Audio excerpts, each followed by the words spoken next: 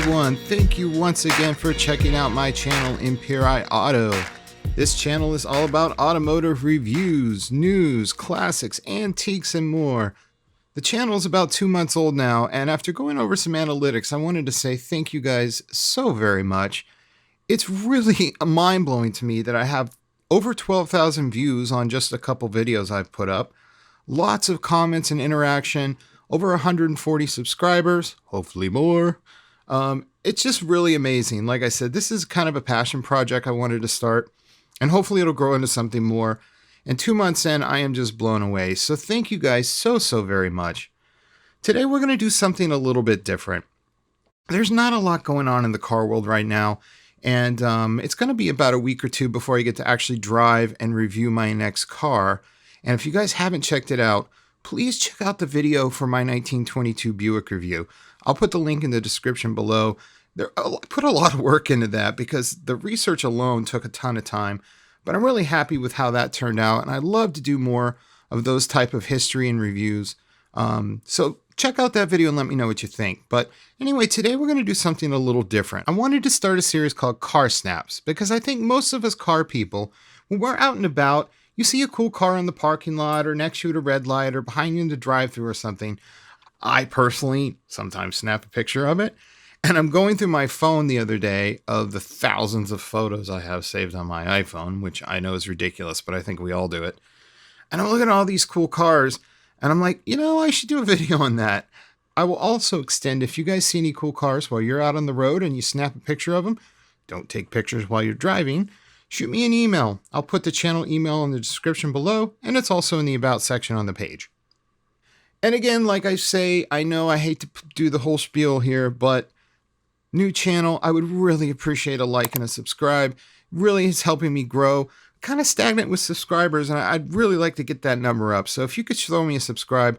And I know I heard from a couple friends of mine that I know follow the channel, and they weren't getting notifications for videos I was posting. So click that bell notification if you wouldn't mind, and then you'll stay up to date on everything I'm posting. So once again, thank you guys so much. So let's get started on our first episode of Car Snaps. All right, we're going to start this out with a rare bird nowadays. I happened to take this photo. I was out and about, and as I've mentioned before, I have a Toyota 4Runner TRD off-road, and I've kind of become attuned to more cool TRD Toyota off-roads that I see on the road. This one's a rare bird here in the States. I've never seen one of these on the road since they came out, at least in the part of the US I'm in. But we have a Heritage Edition Land Cruiser, and I think that's called Midnight Black Metallic. It is so cool. I love the classic throwback Toyota Land Cruiser script. It's got the Overland basket on the top, ready to take on anything. These cars are so cool. It's kind of one of those things like if you know, you know. And most people that own these, they don't have anything to prove. They're very expensive. They're not about the badge snobness. I thought it was really cool to see one of these on the road.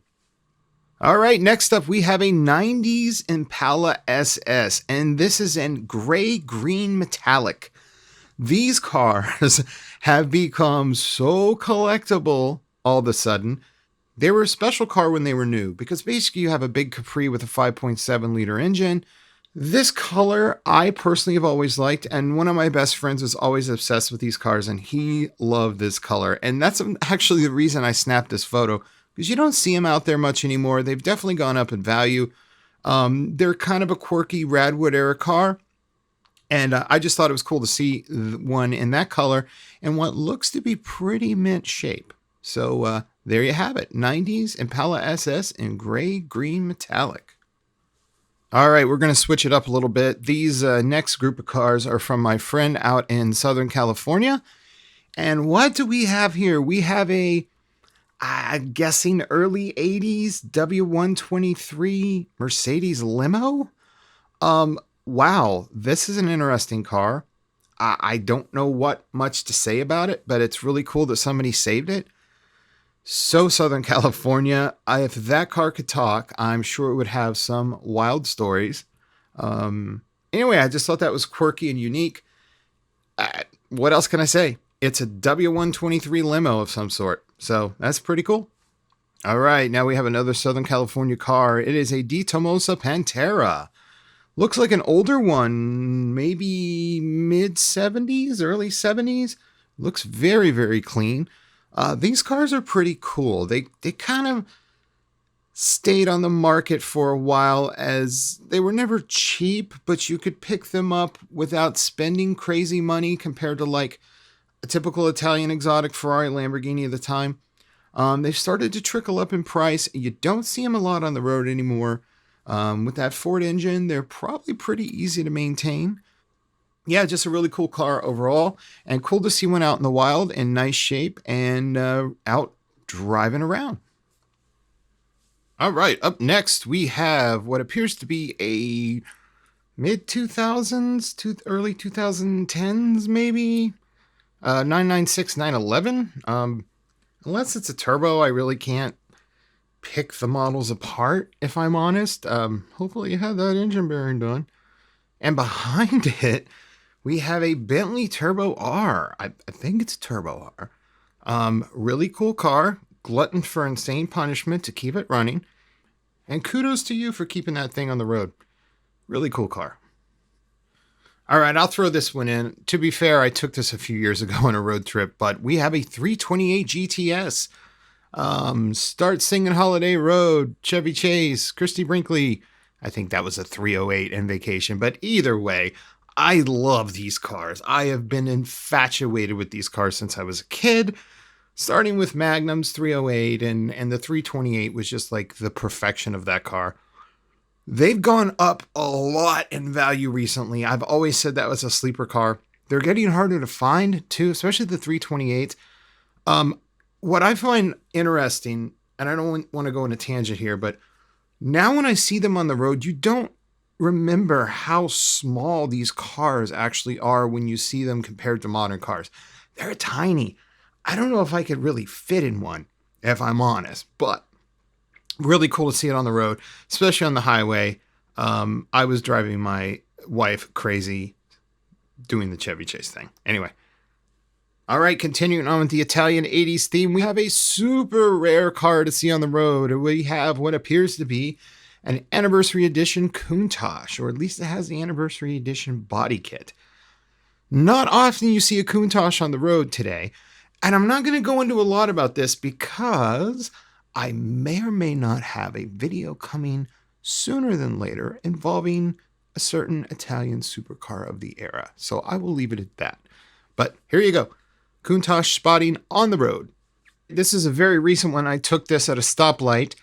We have an Acura NSX, and it is amazing to see one that is completely bone stock and unmolested. It was an older couple driving it. The car was stunning. These things have shot up in value like crazy, and you used to see them on the road. I mean, not a lot, not like a Honda Accord or something, but they were out there.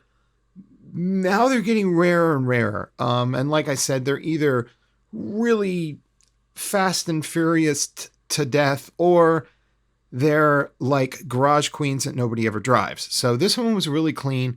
Cool to see it out on the road. Target top out. Kudos to you guys. Whoever owns it, amazing car.